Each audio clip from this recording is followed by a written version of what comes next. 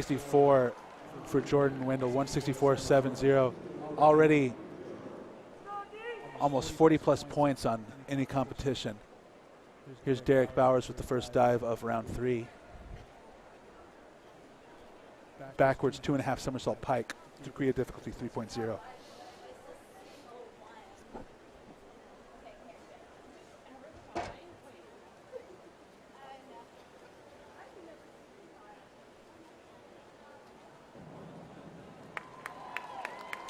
Nice solid dive for the 3.0 degree of difficulty.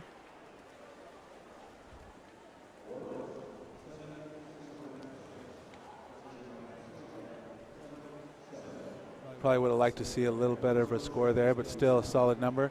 60 for the third dive for Derek Bowers.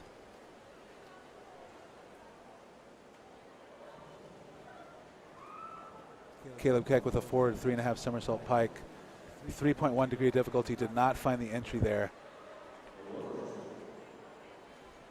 The most we should see 4s across the board. All 4s, 1 3.5, 1 4.5, a 37.20 for Caleb Keck. We'll see if he's able to come back from that.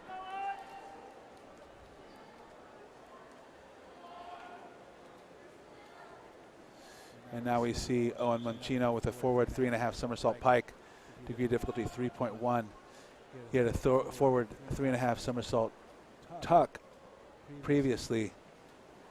Let's see if he can find the inertia this time.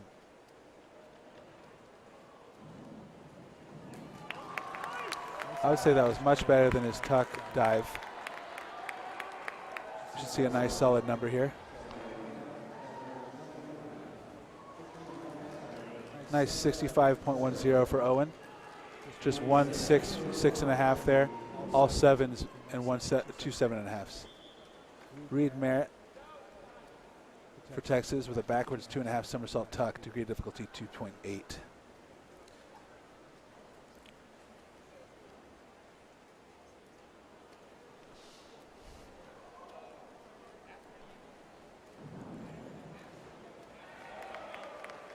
A little bit of an early release, but a nice solid entry. And he got awarded for that one. All 8s with 1 8.5, 67.20. Currently brings him into first place with a little bit of the round 3 left. Austin Smith here doing a forward 2.5 somersault 1 twist pike, degree of difficulty 3.0.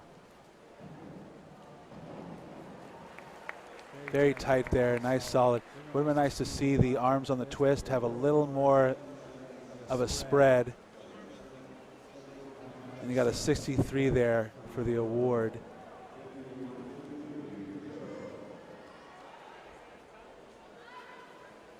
Good number for him though. Michael Prieto, a forward 2.5 somersault 1 twist pike, degree of difficulty 3.0.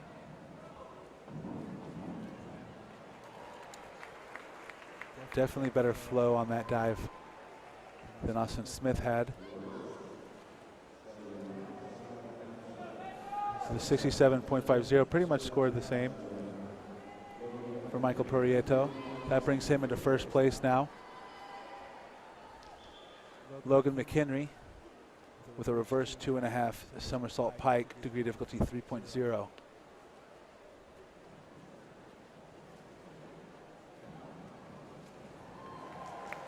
Nice distance from the board. Could have found the entry a little quicker, but I don't think he's going to get discounted from that too much. Solid 7.5s for him. Logan McHenry with a 67.50 for West Virginia. Logan McHenry got Diver of the Week this year and is already qualified for the NCAA in the 1 meter. And here's Jordan Wendell with a reverse 3.5 somersault tuck. The hardest dive we've seen today. Wow. Reverse 3.5 somersault tuck, degree of difficulty 3.5 on that dive. Jordan Wendell's really going for it here.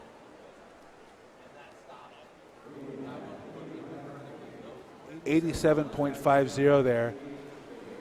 And Jordan Windle is just starting to take this away from everybody. Up 50 points currently going into round 4. We're going to start seeing Jordan Windle holding on to first place, even with divers in round 4 completing their 4th round dive.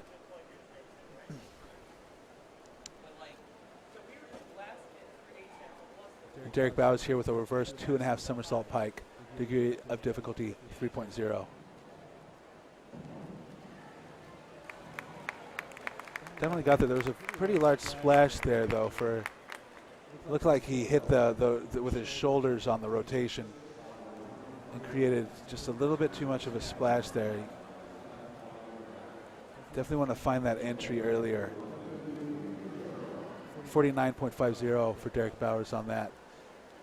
And as I said earlier, Jordan Windle still holding on to first after Derek Bowers' 4th dive. Caleb Keck here with a forward 2.5 somersault, 1 twist pike.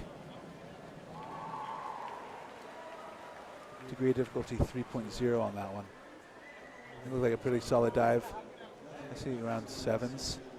6.5s and 7. Award 60 for Caleb Keck there. Owen Mancino with a reverse 2.5 somersault tuck. Degree of difficulty 2.8.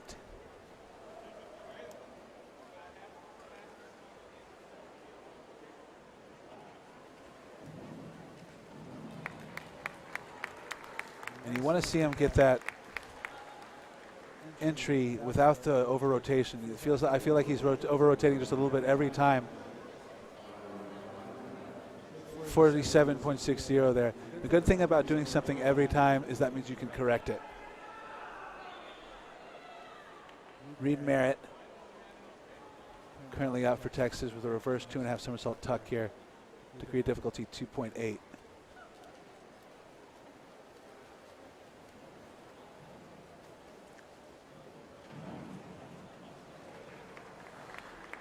Solid dive there.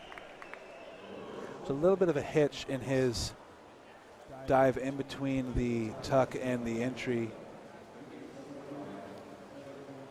but he still gets a great reward there. 63 for Reed Merritt. Brings him into 2nd place behind Jordan Windle. Austin Smith with a reverse 2.5 somersault tuck here. Degree difficulty 2.8.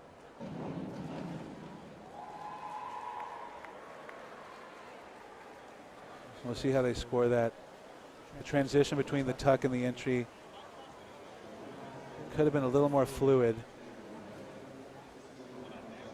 56 points for Austin Smith there.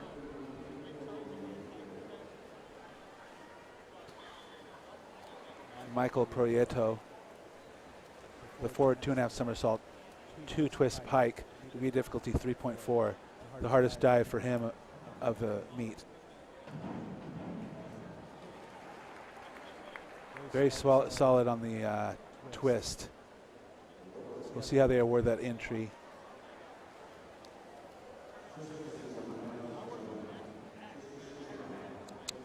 Yeah, you definitely could have been a better one for him, but a 3.4 degree difficulty gets him to 64.60 on the dive.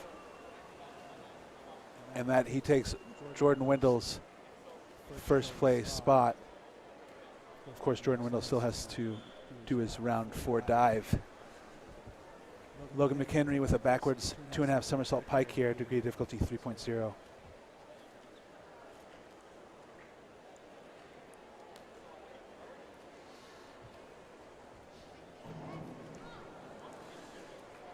Definite over rotation on that entry for Logan McHenry. Big splash. That is not what Logan McHenry wants to see. 4s across the board for 36. And currently it brings him to only 4th place, trailing Jordan Windle with just another dive. 3.8 degree of difficulty here. Forward 4.5 somersault tuck. Wow. He is going to be something. Once again, Jordan Windle is just a freshman here at Texas.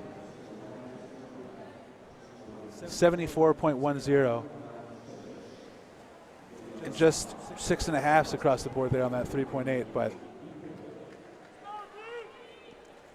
it's almost like they're trying to make it competitive for Jordan Windle, keep the wind underneath him. Here's Derek Bowers with a backwards 1.5 somersault, 1.5 twist, degree of difficulty 2.4. Should see some of these divers going into less difficult dives here in these last 2 rounds.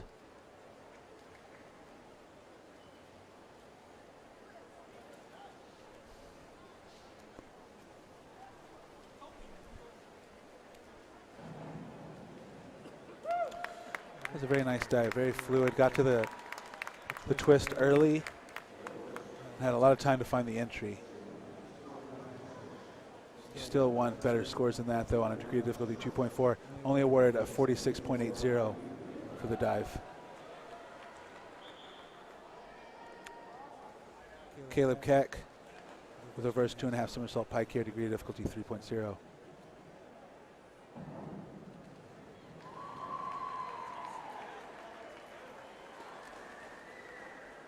Sure that the judges saw a little bit of that entry. Could have been better.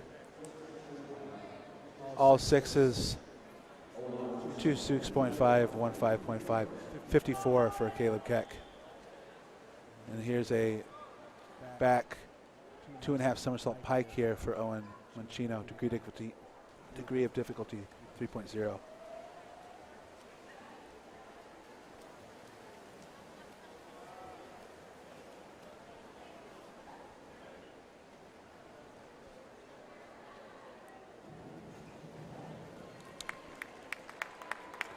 Definitely did not. Tried to overcorrect his over rotations and then under rotated on this one. 42 for Owen Mancino on that. 5s and 4.5s littering the board there.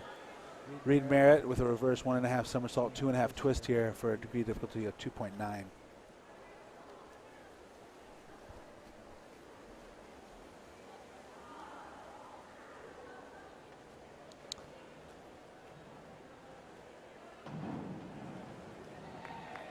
And if he could have held that entry just a little straighter, that would have been a really great dive for him. It was a great 2.5 twist. Get some good solid scores there, though, for a 65.25 on that.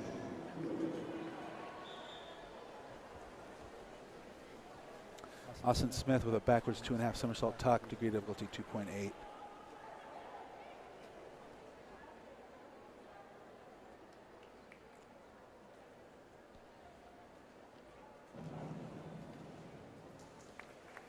Austin Smith has a really nice form exiting his tucks. Keeps those arms really close. Of course, he would want much better than that. 5.5s and 4.5s for a 40.60 for Austin Smith in round 5. Michael Prieto with a reverse 2.5 somersault tuck here. Degree of difficulty 2.8.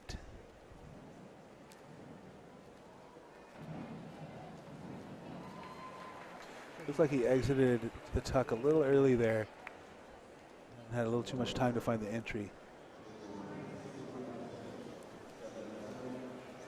54.60 for Michael Prieto, keeping him behind Jordan Windle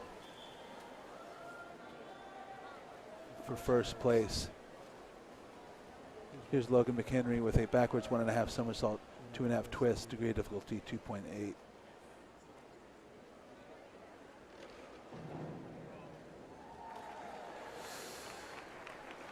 Looked like he questioned his entry there.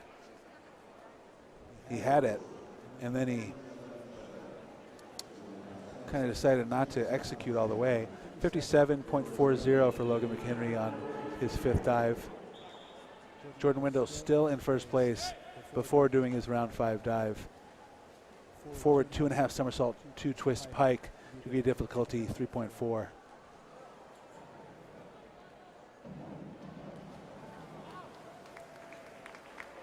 Very solid. Well, he's going above and beyond everybody else on the degree of difficulties here, but the judges are still going to judge it the way they should, and only get 7s there. 71.40 for the dive for Jordan Windle, but still he's a full dive ahead of anybody else now. Derek Bowers for TCU with an inward 2.5 somersault pike, degree of difficulty 3.0.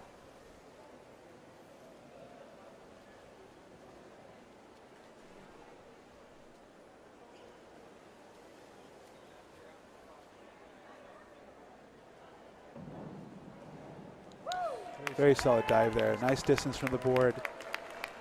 Found an entry. I will think that he's going to get a nice score here. 106.5 all 7s, 63. That's a nice number for Derek Bowers.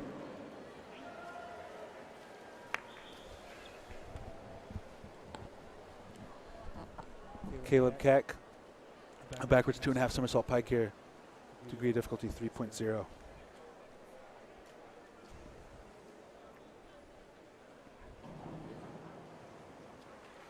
Did not find the entry there. Caleb Keck on the dive.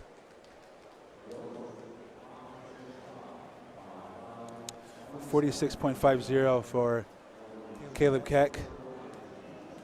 Mostly 5s there. And here's Owen Monchino of TCU with an inward 2.5 somersault tuck, degree of difficulty 2.7.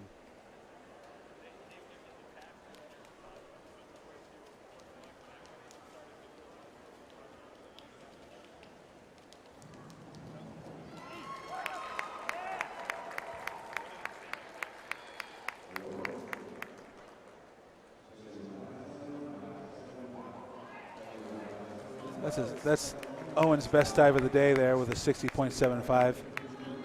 It's good to see him finding himself and pulling it off in round 6.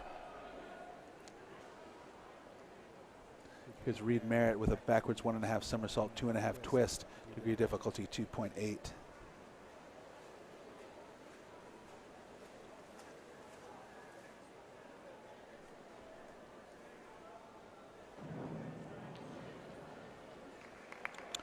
A little bit of an over rotation there. You can see the splash happen because of it, but still solid twist there. All 6s across the board there. 16.5, 15.5.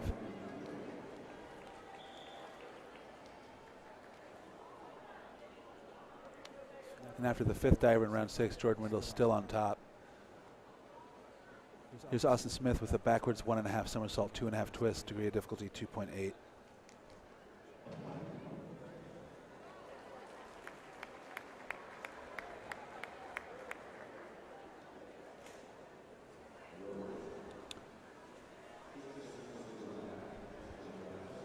All 6s and 7s, 54.60 there for Austin Smith. And Michael Prieto most likely going to get 2nd place here in the 3 meter with a backwards 2.5 somersault pike, degree of difficulty 3.0.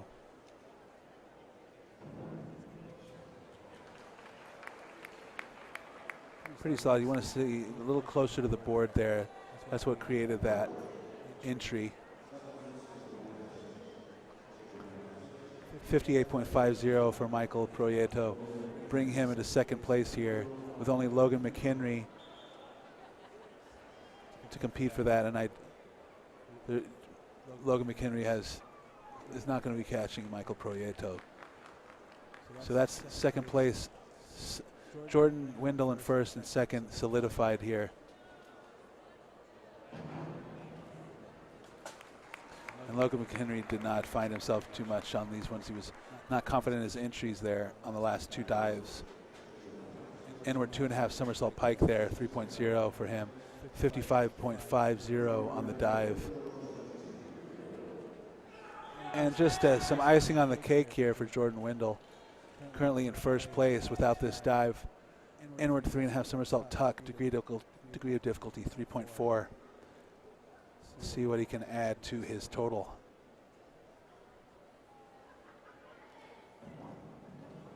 Jeez.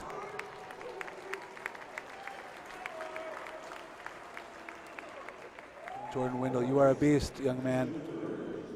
Freshman. 73.10. Jordan Windle, we saw the only 10 of the day. The only 10 of the, so far, of the Big 12. That's 4.780 for Jordan Windle. Very solid showing for him. Almost 100 points above second place Michael Prieto.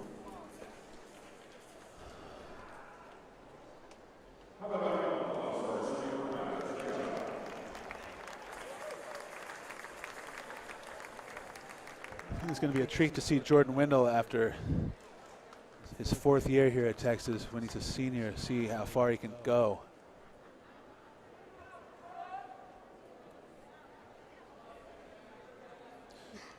Jordan Windle with a 470.80. Michael Prieto in second for West Virginia with a 374.85, and Reed Merritt in third for Texas.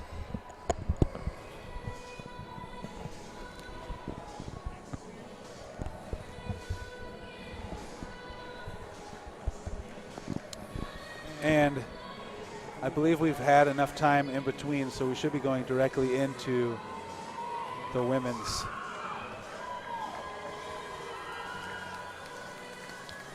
$200 freestyle relay is all that's left. And I'm back joined with Will Lacone here. And we're going to be seeing some nice solid teamwork here. Definitely. This is the drag race relay, so it's definitely the funnest to watch. Yeah. Just so much speed in and out, and this is the one relay where your relay starts are so crucial, because I mean you take off a few hundredths or a tenth too late, that could honestly end up being the difference maker between getting second, third, or even fourth place, just because these relays are decided by just such few, just tenths, even hundredths of a second. And here we see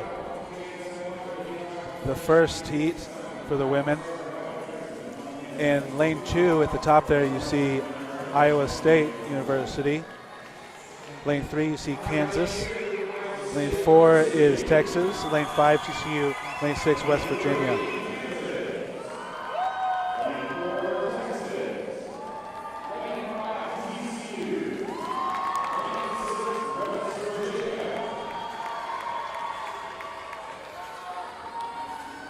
And there's 2 heats for both men and women's here.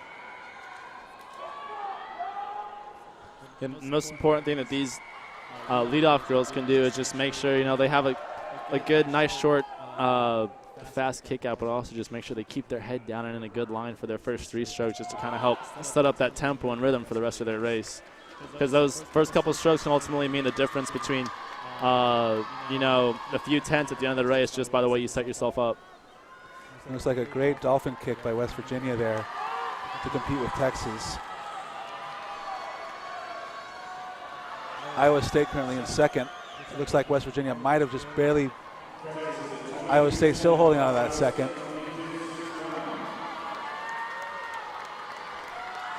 Texas getting a little bit of a stroke lead here. A serious battle between West Virginia and Iowa State here for second place. This is our backstroke specialist from earlier, Claire Adams.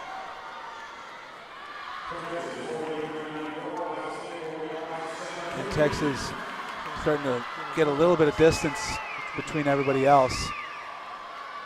Iowa State still holding on to that second place spot. With West Virginia in third at the bottom of your screen.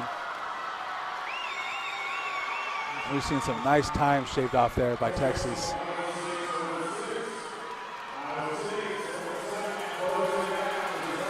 And let's see if Texas can bring it up. Looks like, I think Texas is going to run away with this one pretty single-handedly. But, back what I was saying about, keeping your head down. A Remedy Rule just did a nice job of that off that turn off the wall. Just keeping your head down, building your kick into that, and finishing with a nice time of 128.31.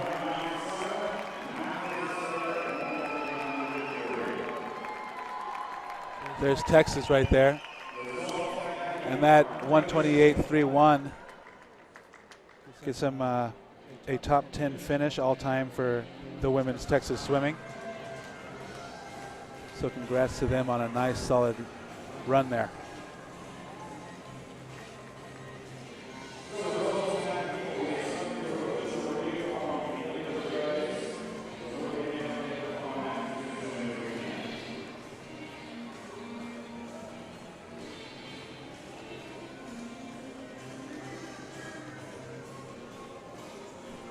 And it looks like we are rotating the men and women here.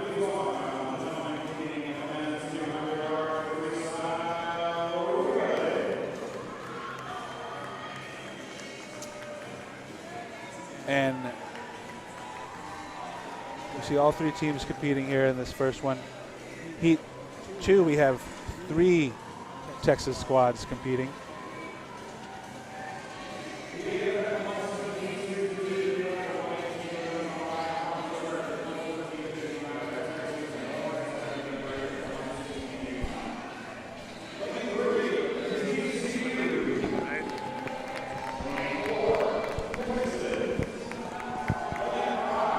This is the A squads for every team, correct? Well, and for Texas, we have a stellar squad here.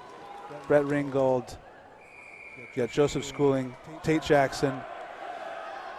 Yeah, and we have Austin Katz as well. Okay. We'll see how all three teams fare with each other.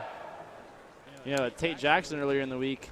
From a sub 19-second flat start 50 freestyle, so look for him to try and duplicate that as quick as possible. West Virginia hanging in tough, just flipping a mere 1.5 tenths away from each other, and West Virginia is hanging in there tough with Tate Jackson.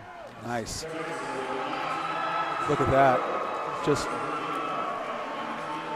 9.94 for Texas, 9.95 for West Virginia. The stellar leadoff leg by West Virginia, but Brett Ringgold off the back already completely pulling away, and just look at that underwater kick out right there by Ringgold. Amazing dolphin absolutely swim there. Demolishing that 50 leg, handing off to freshman Austin Katz. And looks like West Virginia is making up some ground on Katz at the moment. When you have an anchor leg like Joseph Schooling, I mean, if you go in anywhere behind him, it's going to be really hard to run down Joseph. And here we see Texas still with a solid body length lead. West Virginia came off really high there on the dolphin kick. Still managing to stay in it. Texas finishing with a 1:16.90. West Virginia with a 1:18.30. TCU with a 1:22.55.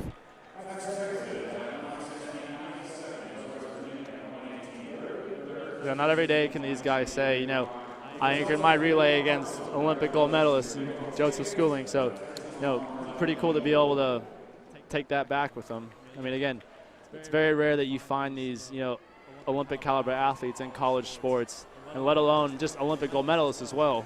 It's amazing stuff. And I'm sure, everybody that's up here knows exactly who is who when it comes to that. For sure, and in track and field right now, Christian Coleman from Tennessee is, I think, one of the fastest sprinters in America right now and the world. And just some of those track guys, just be able to say, also like being able to race against Christian Coleman in a 60 or 100 meter dash is pretty cool.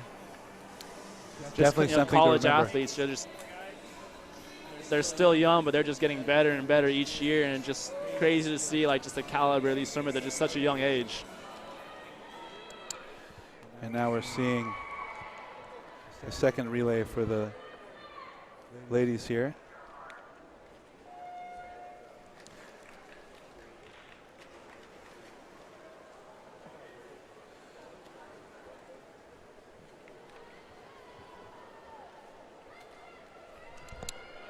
I'm not really seeing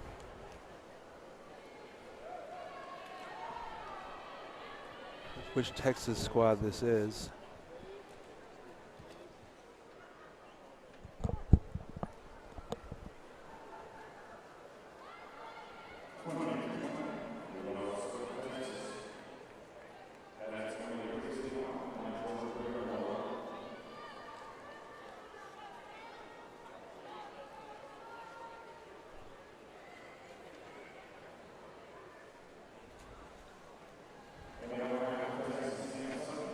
Having a nice solid pace here for Texas's B squad, the women's 200 freestyle relay.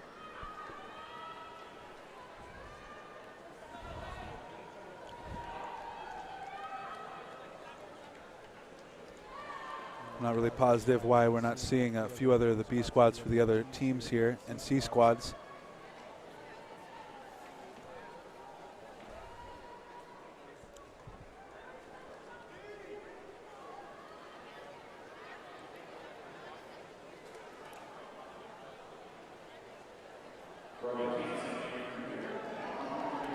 B squad with a finishing time of 1:30.06 there.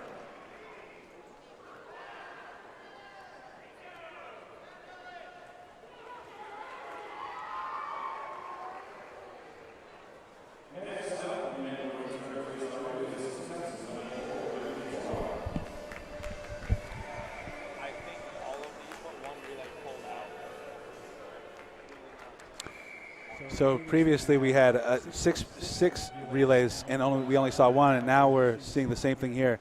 All the relays pulled out except for one for Texas, the B squad here.